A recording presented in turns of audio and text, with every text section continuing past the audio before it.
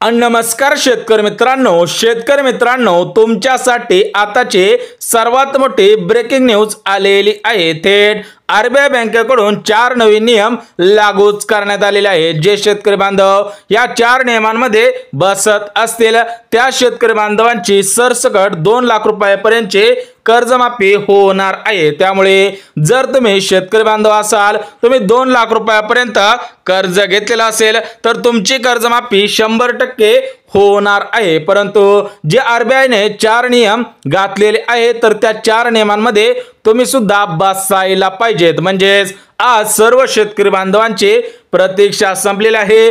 भरपूर दिवसांपासून शेतकरी बांधव विचारत होते की कर्जमाफी कधी होईल, तर त्याच्यावरती आज निर्णय सुद्धा झालेला आहे।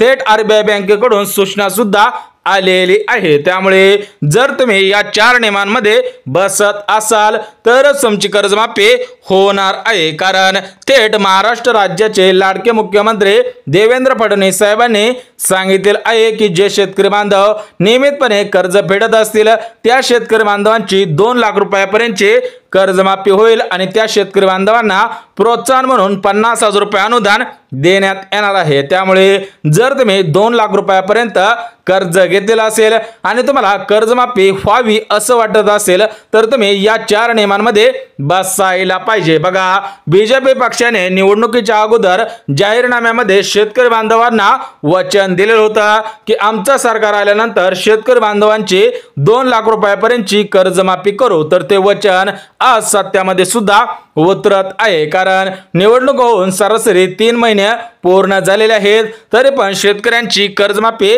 झालेली नव्हती। त्यामुळे थेट आरबीआय बँकेने नियम सुद्धा घातलेले आहेत। जे शेतकरी बांधव नियमामध्ये बसत असतील त्यांची कर्जमाफी 100% करणार आहोत। परंतु ही कर्जमाफी बजेटमध्येच घोषित झाली असते तर शेतकरी बांधवांना 100% दिलासा मिळाला असता। परंतु बजेटमध्ये शेतकऱ्यांची कर्जमाफी करू यावरती कोणताही निर्णय झालेला नव्हता। त्यानंतर शेतकरी बांधवांनी विविध ठिकाणी आंदोलन केले। त्यासोबतच महाराष्ट्र राज्यामधील जे शेतकरी नेते आहेत, जे विरोधी पक्ष नेते आहेत, तर त्यांनी आंदोलन केलेले होते। तर त्यांनी या आंदोलनाला पाठिंबा सुद्धा दिलेला होता। तर त्या आंदोलनाला आज खऱ्या अर्थाने यश सुद्धा आलेला आहे। थेट आरबीआय बँकेने दखल सुद्धा घेतलेली आहे। तर आरबीआय बँकेने जे नवीन नियम घातलेले आहेत तर ते नियम कोणकोणते आहेत ते सुद्धा अगदी झटपट बघून घ्या। तर बघा, थेट आरबीआय बँकेने सांगितलेले आहे की जे शेतकरी बांधव या 4 नियमांमध्ये बसत असतील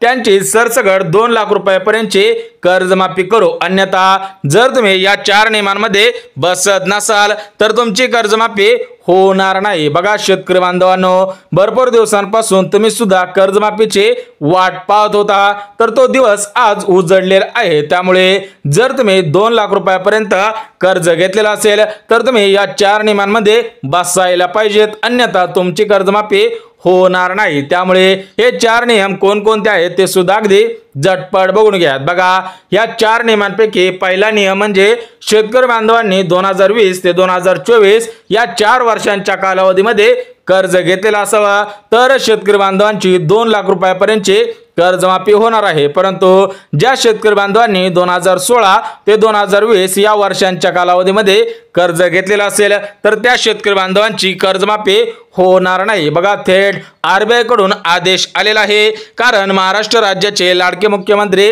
देवेंद्र फडणवीस साहेब असतील, उपमुख्यमंत्री अजितदादा असतील, दुसरे उपमुख्यमंत्री एकनाथ शिंदे साहेब असतील, तर यांच्याकडून कर्जमाफीविषयी कोणते अपडेट आलेले नव्हते। त्याच्यानंतर आंदोलन झाले आणि या आंदोलनाचा परिणाम थेट शेतकरी बांधवांवरती होत होता। त्या दृष्टिकोनातून आरबीआयने आज आदेश सुद्धा जारी केलेला आहे।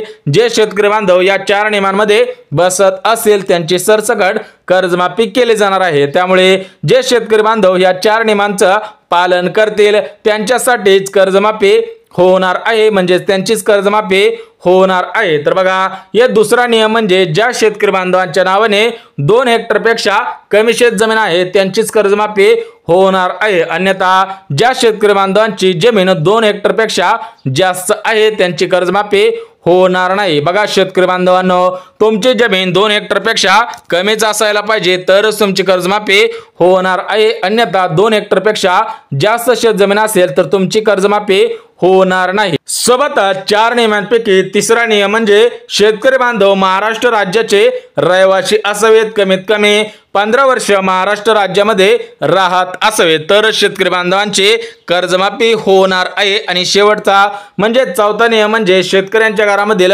कोणताही सदस्य सरकारी नोकरीमध्ये कामगार नसावा किंवा पेन्शनधारक नसावा तर शेतकरी बांधवांची कर्जमाफी होणार आहे। बघा प्रामुख्याने जे शेतकरी बांधव या 4 नियमांमध्ये बसले असेल त्यांचीच कर्जमाफी होणार आहे। बघा स्पष्टपणे आदेश आलेला आहे की जे शेतकरी बांधव या 4 नियमांमध्ये बसत असतील, या 4 नियमांमध्ये किंवा या 4 पात्रतेमध्ये बसत असेल त्या शेतकरी बांधवांची 2 लाख रुपयापर्यंतची कर्जमाफी होणार आहे। थेट आरबीआय कडून सर्व मंत्र्यांना सूचना सुद्धा देण्यात आलेल्या आहे की शेतकऱ्यांची कर्जमाफी 100% करा, परंतु हे 4 नियम बघून करायचे आहे। म्हणजे सरकारकडे सध्याच्या स्थितीला एवढा निधी उपलब्ध नाही, त्यामुळे आरबीआयने सूचना सुद्धा जारी केलेल्या आहेत। शेतकरी खरोखर पात्रतेमध्ये बसत आहेत का हे पाहणं सुद्धा गरजेचं आहे। त्यामुळे जर तुम्ही या 4 नियमांमध्ये बसत असाल तर तुमची कर्जमाफी 31 मार्चच्या अगोदर 100% होणार आहे। परंतु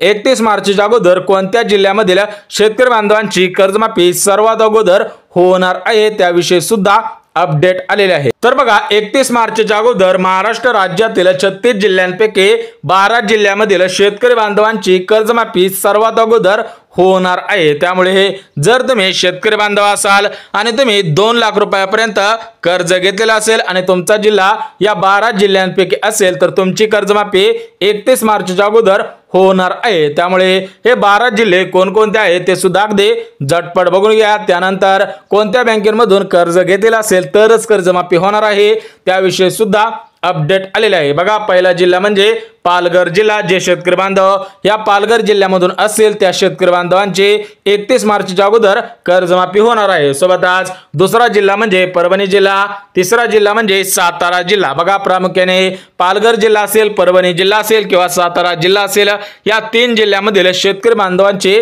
कर्जमाफी होणार आहे। सोबतच चौथा जिल्हा म्हणजे सांगली जिल्हा, 5वा जिल्हा म्हणजे कोल्हापूर जिल्हा आणि 6वा जिल्हा म्हणजे धाराशिव जिल्हा। बघा प्रामुख्याने सांगली जिल्ह्यामधील जे शेतकरी बांधव असतील, कोल्हापूर जिल्ह्यामधील जे शेतकरी बांधव असतील आणि धाराशिव जिल्ह्यामधील जे शेतकरी बांधव असतील त्यांची कर्जमाफी होणार आहे। सोबतच 7वा जिल्हा म्हणजे छत्रपती संभाजीनगर जिल्हा, 8वा जिल्हा म्हणजे भंडारा जिल्हा आणि 9वा जिल्हा म्हणजे गोंदिया जिल्हा। म्हणजे जे शेतकरी बांधव छत्रपती संभाजीनगर मधून असतील, जे शेतकरी बांधव भंडारा जिल्ह्यामधून असतील किंवा गोंदिया जिल्ह्यामधून असतील त्या शेतकरी बांधवांची कर्जमाफी होणार आहे। सोबतच 10वा जिल्हा म्हणजे अमरावती जिल्हा, 11वा जिल्हा म्हणजे यवतमाळ जिल्हा आणि 12वा जिल्हा म्हणजे गडचिरोली जिल्हा। बघा प्रामुख्याने या 12 जिल्ह्यामधील शेतकरी बांधवांची कर्जमाफी 31 मार्चच्या अगोदर होणार आहे। थेट आदेश सुद्धा आलेला आहे। परंतु शेतकरी बांधव या 4 नियमांमध्ये काटेकोर पद्धतीने बसायला पाहिजेत, अन्यथा तुमची कर्जमाफी होणार नाही। परंतु शेतकरी बांधवांनी कालच्या व्हिडिओमध्ये